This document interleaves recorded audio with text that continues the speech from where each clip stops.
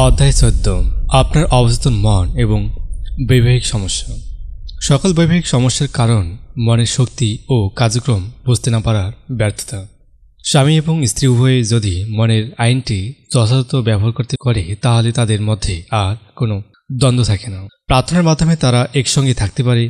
Divorce ঠেকানোর সেরা সময় বিবাহের আগে। খুব খারাপ দাম্পত্য সম্পর্ক থাকলে সেখান থেকে বেরিয়ে আসা দোষের কিছু নয়, কিন্তু শুরুতেই খারাপ অবস্থা তৈরি হবে কেন? দাম্পত্য কলহ তৈরি হওয়ার আগেই এর মূল কারণটা প্রতি নজর দেওয়া কি উচিত নয়? নারী পুরুষের অন্যান্য সমস্যা থেকে দাম্পত্য জীবনের কলহ, সেপারেশন, ডিভোর্স ইত্যাদি আলাদা কিছু নয়। সচেতন ও অবচেতন মনের মধ্যকার সম্পর্ক বুঝতে না পারার ব্যর্থতাই এর জন্য দায়ী। বিয়ের অর্থ। বিয়ের ভিত্তি স্বর্গীয়, এ আসে হৃদয়ের ভালোবাসা থেকে। আর ভালোবাসা হলো সততা, আন্তরিকতা, দয়া এবং সংহতিরই জ্ঞানর। প্রতিটি পার্টনারের অপরের প্রতি সৎ এবং আন্তরিক হওয়া উচিত। সেব, টাকা বা সামাজিক অবস্থানের লোভে কখনো বিয়ে করা উচিত নয়। এতে আন্তরিকতা, সততা এবং প্রকৃত ভালোবাসা অনুপস্থিত থাকে। এ বিয়ে হলো ভুয়া। কোনো মহিলা যদি বলে আমি কাজ করে ক্লান্ত, আমি নিরাপত্তা পেতে চাই বলে বিয়ে করতে চাই, তাহলে বুঝতে হবে তার প্রতিকার কোনো দাম নেই। সে তার মনের আইন সঠিকভাবে ব্যবহার করছে না। একজন নারীর স্বাস্থ্য, শান্তি, আনন্দ, অনুপ্রেরণা, গাইডেন্স, প্রেম, সম্পদ, সিকিউরিটি, সুখ বা অন্য কোনো কিছুই যেন তার স্বামীর উপর নির্ভর করার দরকার নেই। তার মনের শান্তি ও নিরাপত্তা আসে তার মনের শক্তি থেকে। আদর্শ স্বামীকে কীভাবে আকর্ষণ করবেন? আপনি একজন আদর্শ স্বামী চাইছেন, কিন্তু কীভাবে তাকে পাবেন? সহজ একটি কৌশল শিখিয়ে দিচ্ছি, এতে কাজ হবে। রাতের বেলা চেয়ারে বসে চোখ বন্ধ করে শিথিল করে দিন শরীর। তারপর কথা বলুন আপনার অবচেতন মনের সঙ্গে। তাকে নিচের কথাগুলো বলুন। আমি এমন একজন পুরুষ আকর্ষণ করছি যে সৎ, আন্তরিক, বিশ্বস্ত, সুখী এবং সমৃদ্ধশালী।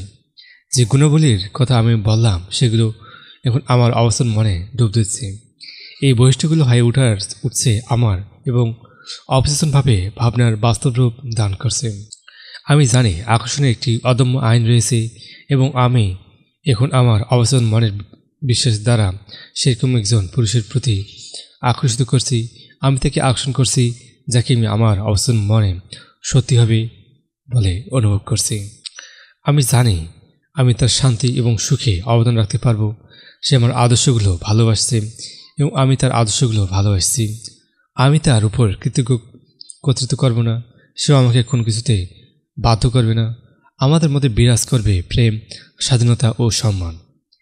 এই প্রক্রিয়াটি প্র্যাকটিসের মাধ্যমে অবচেতন মনের মধ্যে ঢুকিয়ে দিন এবং দেখবেন আপনার মনের মতো পুরুষটিকে পেয়ে গেছেন। কীভাবে আদর্শ স্ত্রীকে আকর্ষিত করবে? নিজের কথাগুলো দৃঢ় প্রত্যয়ের সঙ্গে ঘোষণা করুন, আমি এখন সেই সঠিক নারীটিকে আকর্ষণ করছি যে আমার সঙ্গে সব দিক থেকে খাপ খেয়ে নিয়ে যাবে। আমি জানি এই নারীটিকে দিতে পারবো ভালোবাসা, আলো ও শান্তি এবং আনন্দ। আমি অনুভব করি এবং বিশেষ করি আমি এই নারীর জীবন পূর্ণ এবং অসাধারণ করে তুলতে পারবো। আমি এখন ঘোষণা করছি আমার পছন্দের নারীর মধ্যে এসব গুণ থাকবে। সে হবে ধার্মিক, অনুগত, বিশ্বস্ত, সে অনুসংহত, শান্তিময় ও সুখী। আমার পরস্পরের প্রতি দারুণভাবে আকৃষ্ট। আমি আমার আদর্শ সঙ্গিনীকে এখন গ্রহণ করছি। আপনি যখন চুপচাপ এবং গভীর আগ্রহ নিয়ে আপনার সঙ্গিনীর মধ্যে এসব গুণ খুঁজছেন, তখন কিন্তু আপনার মনের ভেতরে একই রকম মানসিক অবস্থা তৈরি হয়ে যাচ্ছে। তারপর আপনার অবচেতন মনের গভীরতর স্রোত আপনার দুজনকে একত্রিত করে দেবে। তৃতীয় কোনো ভুল নয়। শিলা বি নামে এক অভিজ্ঞ প্রশাসনিক কর্মকর্তা সম্প্রতি আমাকে বলেছি, আমি 3বার বিয়ে করছি, কিন্তু 3জন স্বামী ভ্যাবলা টাইপের। যে কোনো সিদ্ধান্ত বা কাজে তারা আমার উপর পুরোপুরি নির্ভর করত। আমার কপালে এরকম স্বামী জোটে কেন? আমি তার কাছে জানতে চাইলাম দ্বিতীয় বিয়েটি করার সময় সে জানত কিনা যে তার স্বামী প্রবর্তীর প্রথম স্বামীর মতোই যে হুজুর টাইপের। প্রশ্ন ওঠে না? দ্রুগলা সে বলল, সে এরকম ব্যক্তিহীন জানলে আমি তো তাকে বিয়ে করতাম না। আমি 3 নম্বর স্বামীও একই রকম। শিলার সমস্যা তার স্বামী নিয়ে নয়, সমস্যা স্রষ্টার সে নিজেই। সে খুব কর্তৃত্বপরায়ণ এবং সবকিছু নিজের নিয়ন্ত্রণে রাখতে চায়। সে আসলে মনে চাইতো এরকম অনুগত কোনো পুরুষকে সে বিয়ে করবে যে তার কথায় উদ্বাস করবে। আবার একই সময় সে নিজের সমান যোগ্যতার একজন পুরুষের প্রয়োজনীয়তা অনুভব করছি। তার অবস্থান মন সে যেমন পুরুষ চায় তার ছবি দেখলেও সেই লোকের সঙ্গে যখন তার পরিচয় ঘটে তখন দেখতে পায় সে আসলে তার প্রয়োজন মেটাতে পারবে না। এই ভুলটা শিলা বারবারই করছে বলে পছন্দের পার্টনার তার জীবনে আসেনি। তার উচিত ছিল সে এই প্যাটার্নটি ভেঙে সঠিক প্রার্থনার প্রক্রিয়াটি গ্রহণ করা। কিভাবে সে নেতিবাচক প্যাটার্নটি ভেঙেছিল। শিলা অবশেষে আসল সত্যটি বুঝতে পারে। আপনি যখন বিশ্বাস করবেন আপনি আপনার আদলেই পার্টনারটি পাবেন, অবশ্যই সে আপনার জীবনে চলে আসবে। পুরনো অবচেতন প্যাটার্নটি ভেঙে আদর্শ সঙ্গীর সঙ্গে সন্ধানে শিলা নিজের প্রার্থনাটি করতে শুরু করে। আমি গভীরভাবে যে ধরনের পুরুষকে আকাঙ্ক্ষা করছি তার ছবি আমি মনে ফুটিয়ে তুলছি। আমি যাকে স্বামী হিসেবে আকর্ষণ করছি সে হলো শক্তিমান, বলশালী, প্রেমিক, সফল এবং বিশ্বস্ত। সে আমার মধ্যে প্রেম ও সুখ খুঁজে পেয়েছে। আমি তার সঙ্গে সঙ্গে যেতে চাই। আমি জানি সে আমাকে চায় এবং আমিও তাকে চাই। আমি সৎ, আন্তরিক, প্রেমময়ী এবং দয়ালু। তাকে দেওয়ার মতো চমৎকার সব উদাহরণ আমার কাছে আছে। তা হলো শুভেচ্ছা, আনন্দ ভরা হৃদয় এবং স্বাস্থ্যবান একটি দেহ। সেও আমাকে একই জিনিস দিচ্ছে। এটি হলো মিউচুয়াল, আমি দিচ্ছি এবং বিনিময়ে পাচ্ছি। স্বর্গীয় বুদ্ধিমত্তা জানে এই পুরুষটি কোথাও আমার অবচেতন মনের গভীর জ্ঞান তখন আমাদেরকে একত্রিত করছে এবং আমার তৎক্ষণাৎ একে অপরকে চিনতে পারছি। আমি এই অনুরোধ পাঠিয়ে দিচ্ছি অবচেতন মনের কাছে, যে জানে কীভাবে আমার অনুরোধ এগিয়ে নিয়ে যায়। আমি যথার্থ জবাবের জন্য ধন্যবাদ জানাই। শিলা প্রতিদিন এই প্রার্থনাটি করত, সকালে ঘুম থেকে উঠে এবং রাতে ঘুমোতে যাওয়ার আগে। কীভাবে সে তার প্রার্থনার জবাব পেল। অনেকগুলো মাস চলে গেল। শিলা অনেকের সঙ্গে ডেট করলো, কিন্তু পছন্দের পুরুষটি খুঁজে পেল না। সে ভাবছিল তার প্রার্থনা বৃথা গেল কিনা। তার সর্বশেষ স্বামীটিও সঙ্গে ডিভোর্স হয়ে গেল এবং সে মনে বেশ শান্তি পেল, নিজেকে বেশ স্বাধীন লাগলো। কিছুদিন বাদে একটি মেডিকেল গ্রুপে সে প্রধান প্রশাসনিক কর্মকর্তার চাকরি পেল। প্রথম দিন কাজ যেতে তার অফিসে এলেন একজন সিনিয়র ফিজিশিয়ান। শিলার সঙ্গে পরিচিত হলেন। এই লোকটি শিলার অফিস থেকে বেরিয়ে গেছেন। ওই মুহূর্তে শিলা বুঝতে পারল এরকম একটি মানুষের জন্য সে আসলে এতদিন প্রার্থনা করে আসছে। ওই ফিজিশিয়ানটির মনের ভাবনাও তাই ছিল। 1 মাস অতিক্রান্ত হওয়ার আগে শিলাকে তিনি বিয়ের প্রস্তাব দিলেন। তাদের বিয়েটা খুব সুখের হলো। এই ডাক্তারটি মোটেই ভ্যাবলা বা ব্যক্তিহীন স্বভাবের ছিল না। তিনি ছিলেন দৃষ্টিচেতা, আত্মবিশ্বাসী এবং যে কোনো সিদ্ধান্ত একাই নিতে পারতেন। কর্মক্ষেত্রে যথেষ্ট সুনাম তার ছিল। একজন সাবেক কলেজ অর্থলেট এবং অন্তত ধার্মিক। শিলা যেমনটি প্রার্থনা করেছিল তা সে পেয়েছিল, কারণ তার প্রার্থনা অবিসিঞ্চিত হওয়া পর্যন্ত মানসিকভাবে সে একই দাবি করে আসছিল। মোদ্দা কথা, সে তার আইডিয়ার সঙ্গে মানবিক ও ইমোশনালি একাত্ম হয়ে গিয়েছিল। এটি হয়ে ওঠে তার জীবনের একটি অংশ। আমি কি ডিভোর্স নেব? ডিভোর্স একটি ব্যক্তিগত প্রশ্ন। এই প্রশ্নের জবাব সবার জন্য সমান প্রয়োজন। কিছু কিছু ক্ষেত্রে দেখা যায় বিয়েটা হওয়ার উচিত ছিল না, আবার কিছু ক্ষেত্রে ডিভোর্স কোনো সমাধান আনতে পারে না। ডিভোর্স এই জন্য সঠিক সিদ্ধান্ত হলেও অপরজনের জন্য হয়তো ভুল।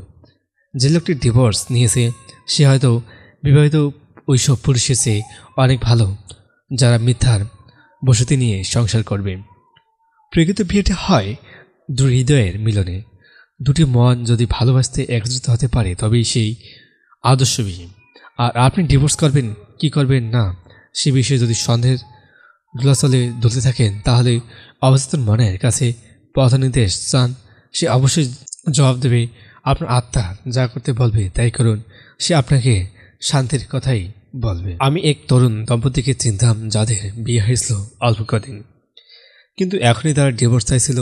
আমি জানতে পারি তরুণটির মানে সর্বদা এ ভয় কাজ করেছিল যে তার স্ত্রীকে তাকে ছেড়ে চলে যাবে। সে বিশ্বাস করত তার স্ত্রী তার প্রতি অসুস্থ। এ চিন্তা সারাক্ষণই তাকে জড়িয়ে বেড়াত। তার মনের ভেতরে সেপারেশন এবং সন্দেহ ঘিরে বসেছিল। এরপরে যা ঘটেছে তা সহজেই অনুমেয়। ছেলেটা মনে মনে যা বিশ্বাস করছে ঠিক সেভাবে মেয়েটি সংসার ত্যাগ করে এবং স্বামীর কাছে ডিভোর্স চায়। ডিভোর্সের চিন্তা শুরু করে মনের মাঝে। ডিভোর্সের চিন্তা প্রথমেই আসে মনের মাঝে, আইনি প্রক্রিয়াগুলো শুরু হয় তারপরে। দুজনে মানুষের মধ্যে অসন্তোষ, ভয়, সন্দেহ এবং ক্রোধ জন্ম নেয়। এই মনোভাবগুলো তাদেরকে করে তোলে দুর্বল এবং বিশ্বস্ত। তারা তাদের মনকে বুঝতে পারে না যে কারণে শুরু হয় বিশৃঙ্খলা ও অশান্তি।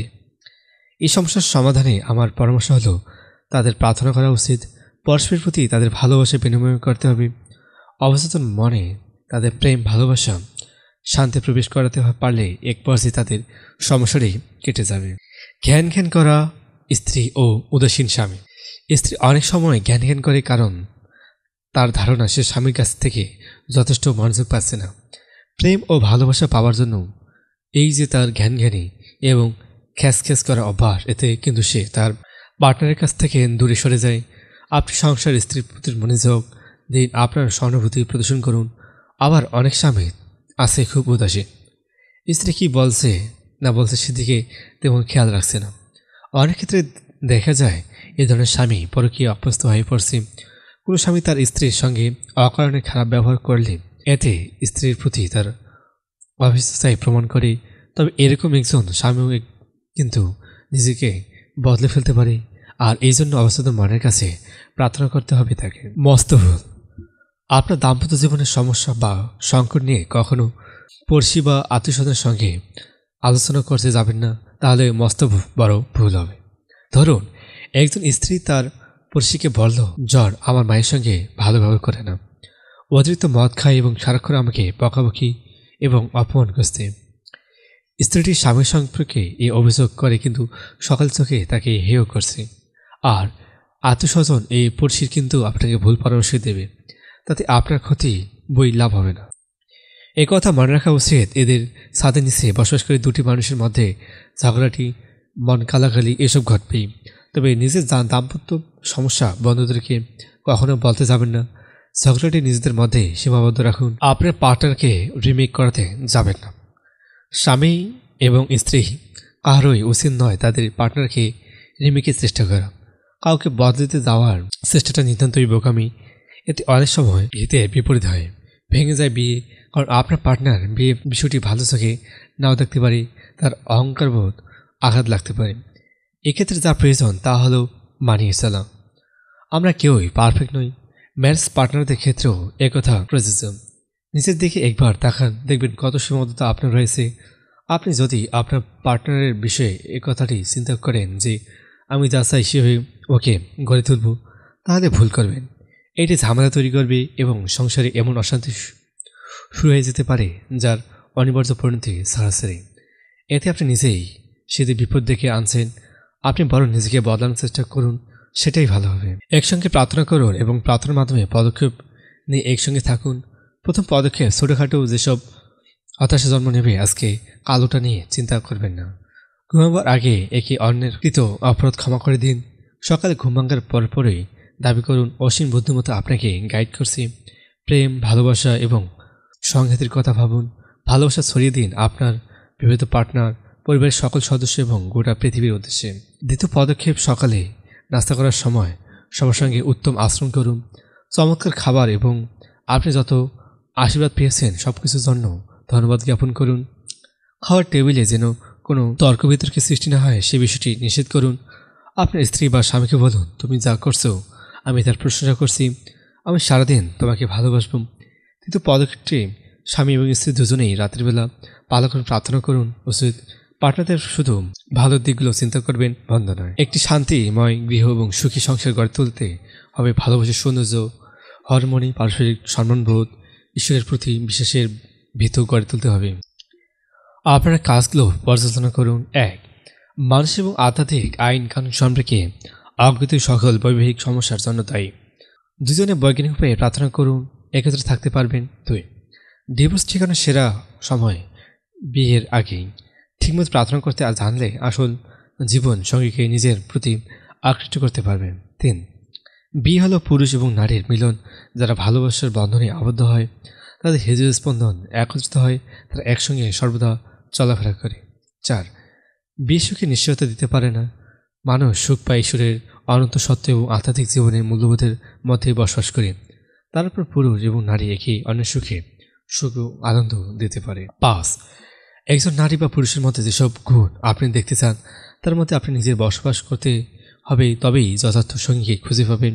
তারপরে আপনার অবচেতন মন দুজনকে একে অপরকে কাছে টেনে নিয়ে আসবে। 6.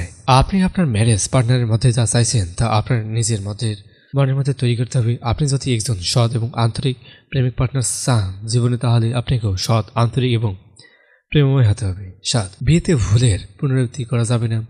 আপনি যদি সত্যি বিশ্বাস করেন আপনার আদর্শ নারী বা পুরুষটিকে পাবেন, তাহলে ঠিকই পাবেন। আপনার আদর্শ সঙ্গীকে মানসিকভাবে গ্রহণ করুন। আর আপনার পার্টনারকে কোথায়, কখন, কীভাবে পাবেন তা নিয়ে চিন্তা করতে হবে না। আপনার অবচেতন মনের উপর ভরসা রাখুন।